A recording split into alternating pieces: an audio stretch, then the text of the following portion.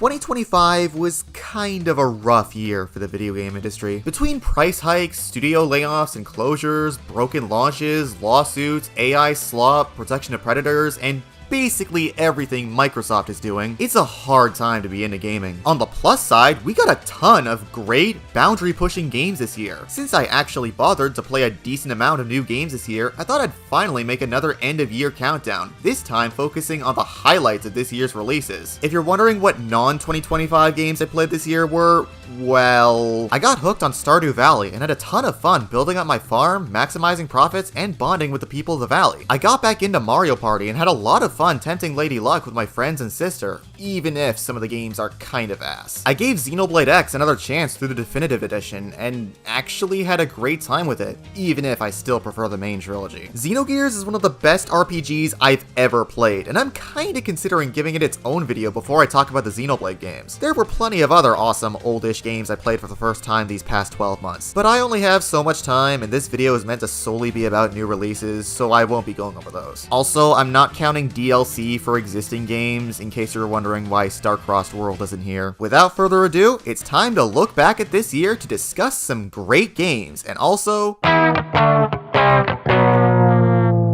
Fire Emblem Shadows. Yeah, this might be the worst piece of Fire Emblem media ever made. This is a social deduction strategy game with no social deduction or strategy. The characters just move on their own while you mindlessly drag skills over the board every now and then. And on top of that, the Among Us voting segments only affect how many revives you get in room 2. That's it. What is the point of all this? It feels like the developers threw this lame, cheap-ass mobile slop together and convinced IS to slap the Fire Emblem name on it so it would sell. It may have good art direction and a concept of an interesting story, but none of that matters when the whole thing is just such a hollow cash grab. But if you give the game more time and engage with its mechanics, shut up! Are you that starved for content that you'll happily eat this slop up instead of waiting a few more months for Fortune's Weave? Just embarrassing. The fact that it was shadow dropped on a Thursday night with no fanfare just shows you how little anyone cared. How Nintendo and IS refuse to localize the older mainline games yet are perfectly fine with putting out this slop is beyond me. Thankfully, this is the only outright bad game from this year that I played, so let's move on to something pretty good. Sacred Stone?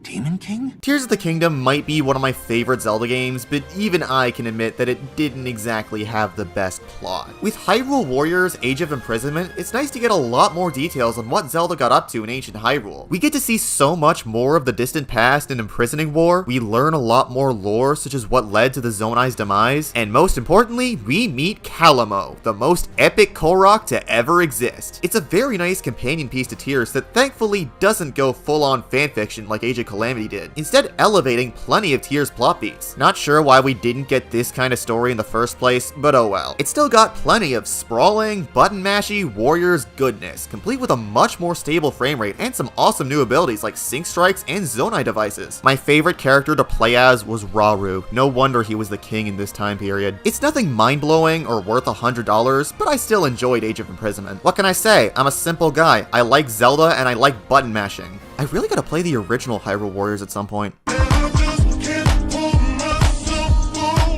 Gonna be honest, Metroid Prime 4 was kinda disappointing. It's still good, mind you, but the fact that it's been so long since it was first announced and even longer since Prime 3 makes it falling just a bit below the original trilogy sting more than it should. There's still plenty of stuff to like here. It's still got the same strong foundation of the original trilogy, between its controls, its progression, and its interesting lore. The areas, while linear, are well designed with some good puzzles. It's visually gorgeous too, and has the best soundtrack the series has heard in years. With that said, it doesn't do a whole lot well that the others already did, and a lot of the innovations it does have kinda backfire. Soul Valley is soulless, I did not care for the Federation troopers, there's way too much hand-holding, and there's a really annoying fetch quest towards the end. I have a lot more to say when I rank all the Metroid games in the coming month. Just know that Metroid Prime 4, while a good game, could have been a lot better, especially given the circumstances.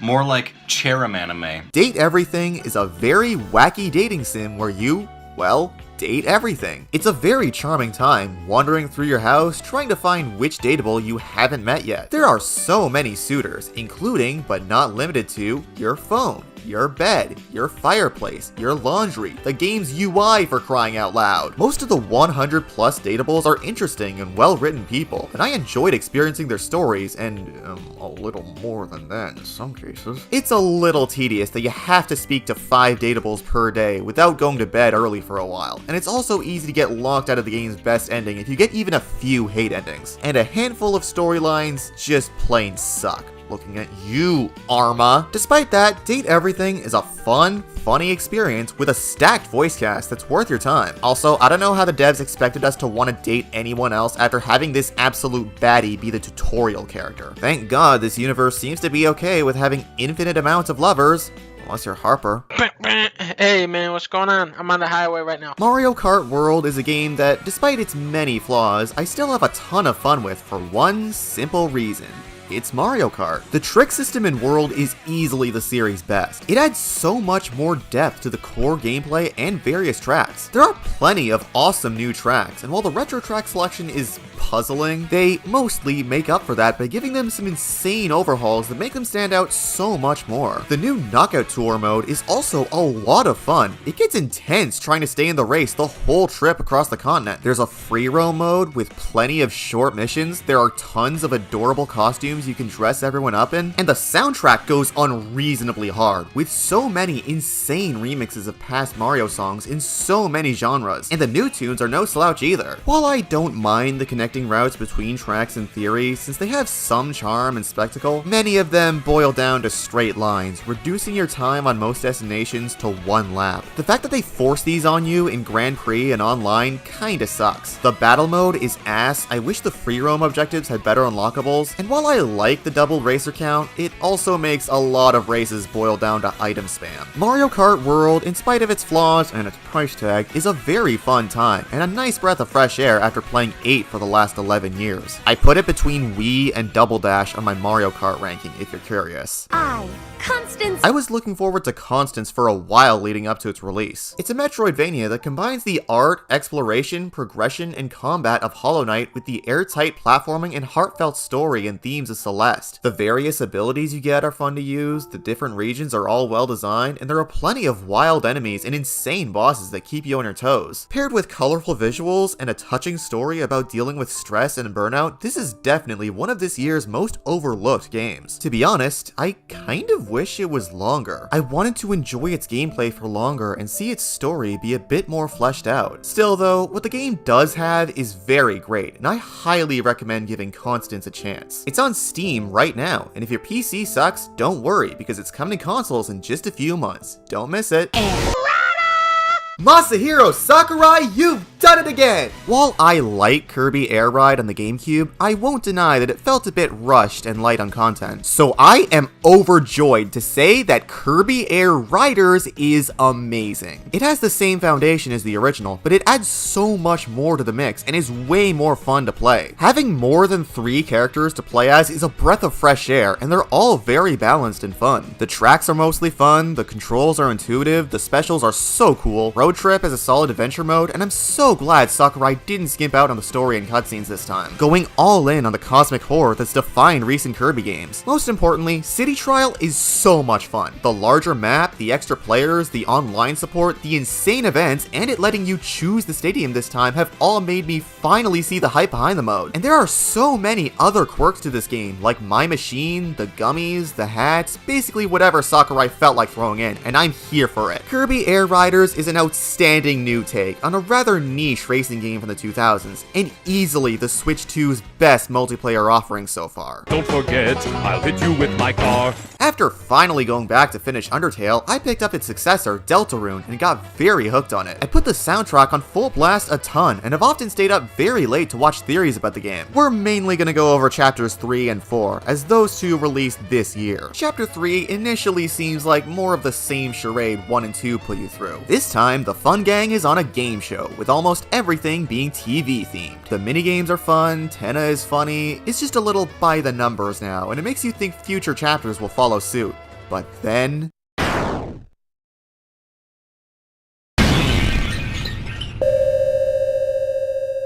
Believed to be saved for later, the Roaring Knight comes in, wipes the floor with everyone, and completely shifts the story's trajectory in one of the most effective tonal shifts I've seen in a long time. Chapter 4 is much more serious than what came before, with a more mystical dark world and tons of time dedicated to fleshing out the lore and characters. It may still have the funny old man and the "you're taking too long" pumpkin guy, but it's still such a story-heavy chapter with some of the best moments out of anything Toby Fox has made so far. The characters all get tons of well-earned development, especially Susie, and there are so many new questions I am dying to see answered. I came into Deltarune for the funny Spamton and Friend Inside Me memes, only to come out deeply invested in the story and these characters. And to think, we're only at the halfway point. If Toby locked in this hard for the halfway point, then whatever comes next is bound to be very, very interesting.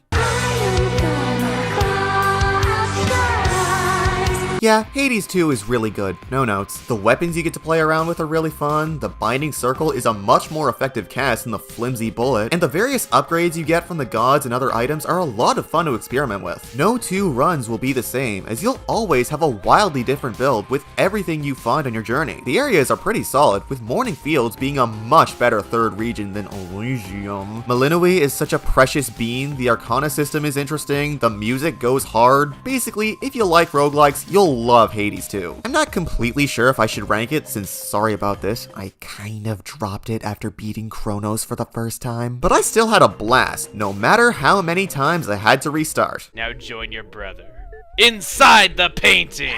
Before we begin this entry, I must address that I do not in any way condone the following game's use of generative AI. I know it was very minimal and quickly removed after launch, but the fact that they used it at all is not a good look. Do better, Sandfall. Anyway, Claire Obscure Expedition 33 is the game from this year everyone's been praising to heaven and back. An inspiring tale of a ragtag team of ex-Ubisoft devs taking their talent into their own hands, creating something truly special. Expedition 33 is an amazing love letter to classic turn-based RPGs, with plenty of ways to customize your party and a godlike combat system. It merges strategic thinking and tight dodging and parrying so well, and you need to stay on your toes during each enemy turn to have the best chance of striking back. The aesthetics are hauntingly gorgeous, the soundtrack is full of raw emotion, and the game also has such a gripping and heart-wrenching story, which is basically just a dark fantasy version of the Lego Movie if you think about it. This is what happens when you let talented people do their thing. They can create such stunning works of art when they're given the time, freedom, and resources, and it absolutely pays off. A very worthy Game of the Year winner, even if I personally had a bit more fun with other games from this year.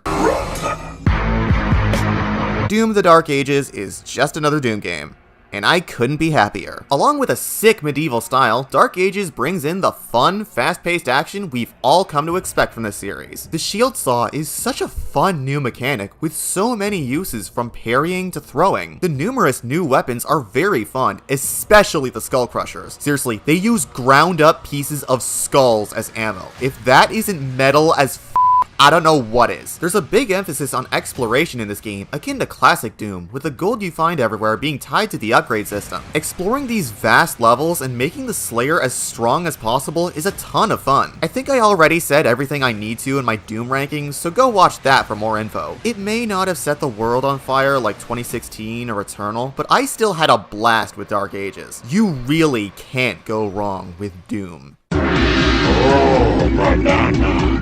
Nintendo slips up a lot, and this year was no exception. From raising prices, to game key cards, to more lawsuits, to going after charity, and worst of all, putting out Fire Emblem Shadows. But every so often, they release an instant classic that proves why they still have a place in the industry. This time, it was Donkey Kong Bonanza. This is such a fun, action-packed, and dare I say it, groundbreaking return for Donkey Kong. The movement and controls feel incredible, capturing the energy of DK so well. The destruction you can unleash on the terrain and the enemies is so damn satisfying. The Bonanza forms, while a little OP PvP are all tons of fun to use and swap between on the fly, giving you so many options to tear the Earth's mantle apart. The individual layers are so striking, both in terms of visuals and design. You never know what to expect with each coming one, and you're always left on the edge of your seat. There are tons of throwbacks to DK's history, his dynamic with Pauline is really cute, Void Kong is a fun new villain. Is there anything else I should mention? Something that solidifies this game as a smash hit? Yeah, after nearly 20 years, King K. Rool finally returned, and with a vengeance. He may only show up in the game's last hour, but they make every minute of it count. You chase him through the chilling Earth's core with all the classic enemies on your tail. They crank up K. Rool's insanity to the max, having him chase you up to the surface and immediately take over New Donk City. This honestly might be one of the best final acts I've ever seen in a game, bringing DK's arch nemesis back to the spotlight in a perfect way. Donkey Kong Bonanza was an awesome introduction to the Switch 2 era, and I am so excited for what games Nintendo has in store for the coming generation. Because if EPD8 went this hard with Donkey Kong, they must be cooking up something god tier for the next 3D Mario. I expected Bonanza to stay as my game of the year, until a certain other game finally got a sudden release date and stole its thunder. The wait was worth it. Hollow Knight Silksong is a more than worthy sequel to the original, with a much larger world and scope, greater challenge, and an even more grandiose presentation. Hornet feels amazing to control, with so many more options than the Knight had, and she improves with each of the many upgrades you find for her. Between your different crests, tools, and equipment, there are so many options to suit your playstyle. However you decide to play, you'll need to get real used to it, because this game is hard as hell, even more so than the first. Between hectic enemies, complex attack patterns, Celeste-tier platforming, and a little too many double damage attacks, you'll need to seriously lock in if you want any hope of seeing this adventure through to the end. Farloom is such a magical setting with tons of well-designed regions, the bosses keep you on your toes with high difficulty and tight attack patterns, and the art style and soundtrack are nothing short of spectacular. I initially planned on dropping the game and going back to Xenogears once I achieved any ending, but I ended up pushing to achieve the best ending possible. I got so invested that I didn't feel satisfied until Farloom was safe, not just when the credits rolled. In all honesty, I still slightly prefer the first Hollow Knight due to its better pacing and also me just preferring Hollow Knight as a location. But Silksong is still a goddamn masterpiece and easily one of the best games of the decade. Well, there you have it. That was every game from 2025 I got around to playing. Mind you, there were some other games I wanted to play but couldn't due to time and or money, usually money reasons, like Split Fiction, Sonic Racing Crossworlds, Ghost of Yotei, and Dispatch. I'll probably play those at some point later in the future. This may have been a rough year for gaming, but it was pretty damn good for the games themselves. And next year also shows a lot of promise. Deltarune Chapter 5 is obviously hype. The new Tomodachi Life will probably be fun, as someone who never played the 3DS game. Fire Emblem Fortune's Weave looks really cool if I try to ignore the Force 3 Houses connections. Wolverine looks straight up awesome, and I am so stoked to play as the Canadian superhero. And GTA 6?